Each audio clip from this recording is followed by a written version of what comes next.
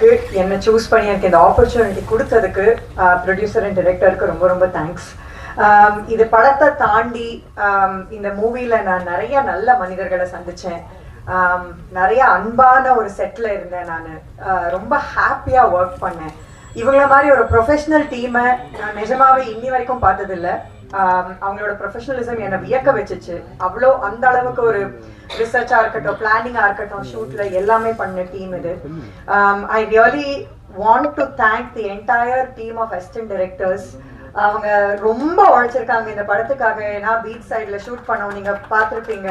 வெயில்ல ஒருத்தர் கூட ஒரு சோர்வடையாம ஃபுல்லா எல்லா நேரமும் ஆனா சிரிச்ச முகத்தோடய வேலை செஞ்ச மொத்த டீம் எல்லாம் அங்க இருக்காங்க, ஸ்ப்ரெட் ஆயிருக்காங்க தெரியல. பட் அசிஸ்டன்ட் டைரக்டர்ஸ்க்கு ரொம்ப நன்றி. எல்லாரோட நான் இந்த செட்ல வந்து நிறைய அன்பு, எளிமை இருந்துச்சு. அதுதான் எங்க படத்துலயும் டிரான்ஸ்லேட் ஆயிருக்குன்னு நான் நம்புறேன். நீங்க பார்த்த ஃப்ரேம்ஸா இருக்கட்டும், Yuvarajan team excellent work.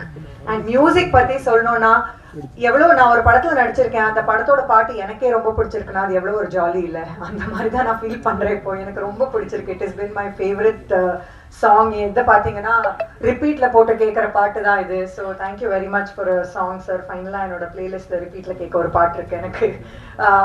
So ஃபேமிலியை கூட்டிட்டு போய் எல்லாருமா எந்த வித கவலையும் இல்லாம, ஐயோ நம்ம பசங்க இந்த படத்தை பார்க்கலாமா, அவங்கள கூட்டிட்டு போகலாமா, என்ன இருக்கும், அதெல்லாம் எந்த வரியும் இல்லாம ஃபேமிலியோட போய் பார்க்கக்கூடிய ஒரு படம். நிறைய அன்பு நிறைந்த படம். ஸோ இந்த மாதிரி படங்களை ப்ளீஸ் போய் தியேட்டர்ல பார்த்து சப்போர்ட் பண்ணுங்க. அவ்வளவுதான். Thank you very much.